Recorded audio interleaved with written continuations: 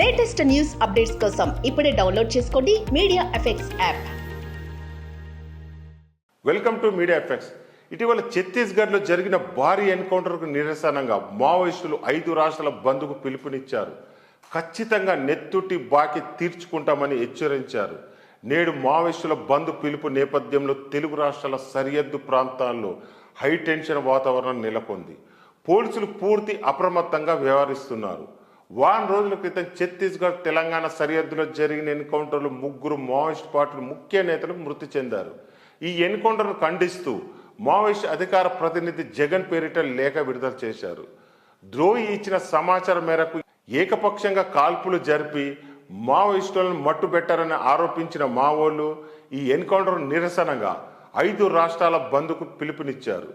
ఛత్తీస్గఢ్, మహారాష్ట్ర, తెలంగాణ, మధ్యప్రదేశ్, ఒరిస్సా రాష్ట్రంలో బంద్ పాటించి మావోయిస్టులు అమరవీరులకు మద్దతు తెలపాలని కోరారు.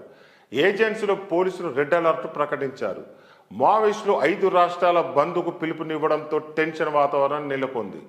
మావోయిస్టులు ఎన్కౌంటర్కు ప్రతీకారం తీర్చుకుంటామని, ప్రతీకార చర్య తప్పదని పోలీసులకు సవాల్ చేస్తూ లేఖ విడుదల చేశారు. ఈ నేపథ్యంలో రాష్ట్ర సరిహద్దు ఏజెన్సీ ప్రాంతాలైన వెంకటాపురం, వాజేడు, కాళేశ్వరం, మహాదేవ్పూర్, పలిమెల మండలాలతో పాటు భద్రాద్రి కొత్తగూడెం జిల్లాలోని చెర్ల, దుమ్మగూడ మండలంలో పోలీసులు పూర్తి అప్రమత్తంగా వ్యవహరిస్తున్నారు. గతంలో లేని విధంగా మావోయిస్టులు ముఖ్యమంత్రి రేవంత్ రెడ్డిపై తీవ్ర స్థాయిలో ధ్వజమెత్తారు. ఈ ఎన్కౌంటర్కు రేవంత్ రెడ్డి బాధ్యత వహించాలని లేఖలో పేర్కొనడంతో పోలీసులు మరింత అప్రమత్తమైనట్టు తెలుస్తుంది.